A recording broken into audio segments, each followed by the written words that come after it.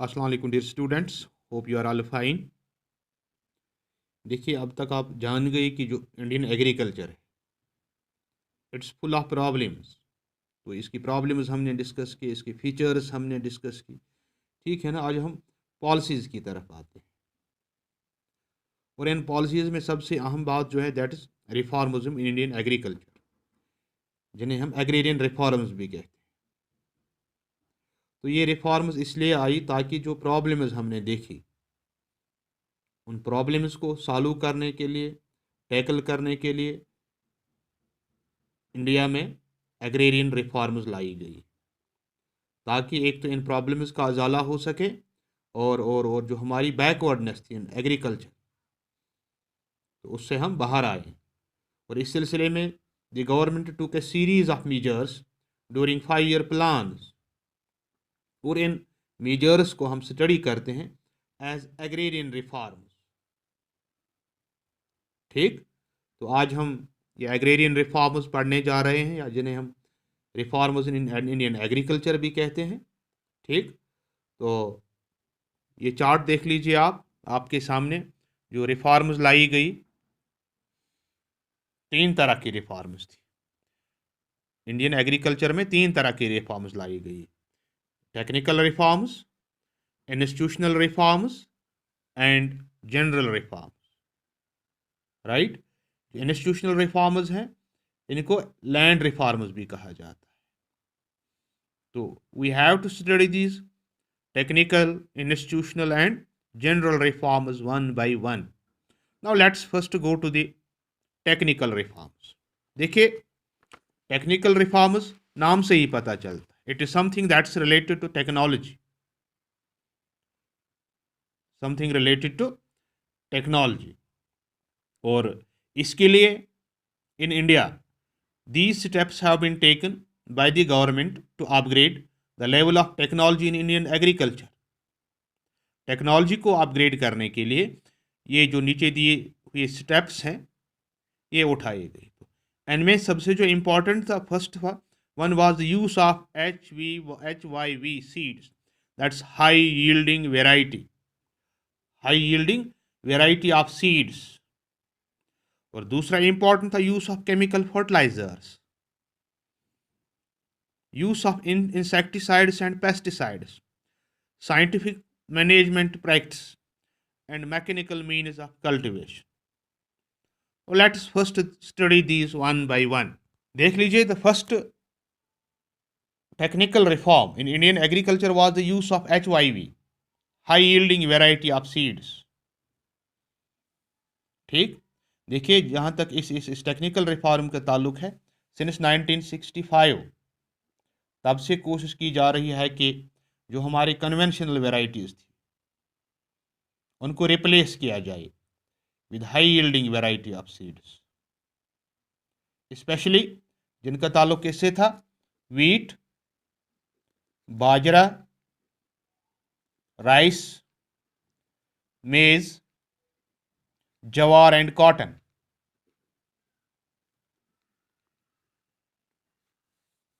ठीक। और इससे क्या हुआ, इन फील्ड्स में, इन फसलों में सबस्टेंशियल राइज हो गई इन क्रॉप प्रोडक्टिविटी। और इसका नतीजा ये था कि we witnessed a green revolution. Green revolution से आप वाकिफ हैं। It was due to the introduction of these high yielding varieties of seeds that India witnessed green revolution.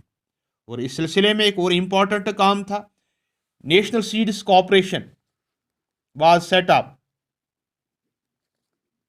India में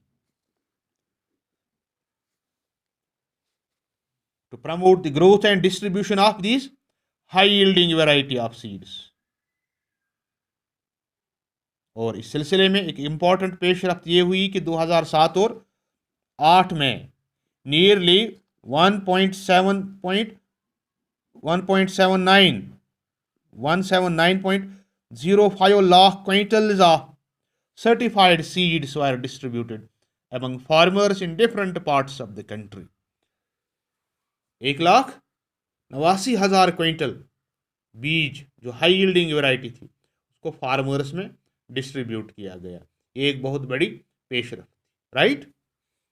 जो सेकंड इंपॉर्टेंट टेक्निकल रिफॉर्म थी, that was use of chemical fertilisers. Chemical fertiliser से आप वाकिफ हैं, आजकल हम use कर रहे हैं, और ये नतीजा किसका है?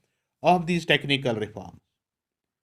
और आजकल इंक्रीजिंगली यूज हो रहे हैं ताकि हमारी प्रोडक्टिविटी बढ़े। और इसके साथ साथ केमिकल फर्टिलाइजर्स के साथ साथ कंपोस्ट का इस्तेमाल भी, compost manure is also encouraged. और जो केमिकल फर्टिलाइजर का इस्तेमाल has considerably increased over time, ये वक्त के साथ साथ बढ़ता गया। और अगर हम फिर से 2007 और 8 की बात करें, nearly 225.7 lakh tons of chemical fertilizers were used in 2007 and 8, and it has been increasing day by day. You can now see the extent of the use of the modern technology in Indian agriculture. देखिए, India में agriculture की एक बहुत बड़ी problem थी कि हमारी फसल तैयार होने के बाद ज़ाया होती थी। इस वजह से इसमें कीड़े लग जाते थे, इंसेक्ट्स लग जाते थे, पेस्ट्स लग जाते थे।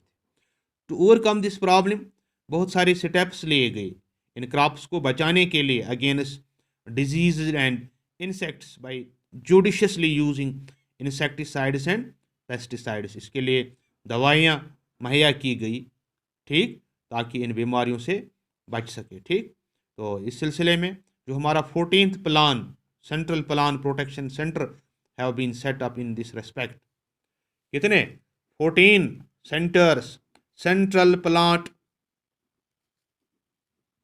protection centers have been set up for plant protection। देखिए, एक प्रोग्राम है जिसे हम कहते हैं integrated pest management programme. Integrated pest management programme को एडॉप्ट किया गया अलॉन्ग विद HYV टेक्नोलॉजी,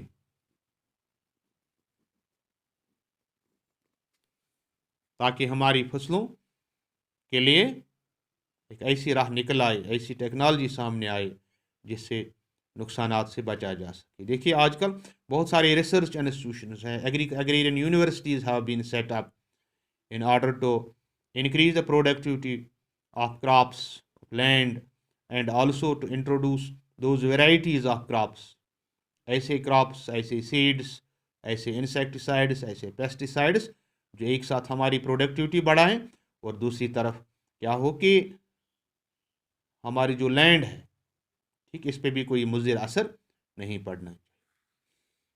इसके अलावा एक और चीज, इंपॉर्टेंट चीज़ इंट्रोड्यूस की गई, that is scientific farm management. Scientific farm management practice, और कोशिश की गई है कि साइंसी तरीके से हम फसलें उगाएं, कल्टीवेट करें against the conventional methods of farming, ठीक है ना। जो हमारा पुराना तरीक़ाकार है, कोशिश की जा रही है कि उसको बदला जाए साइंसी तरीके से। देखिए, ये साइंसी मेथड्स क्या होते हैं?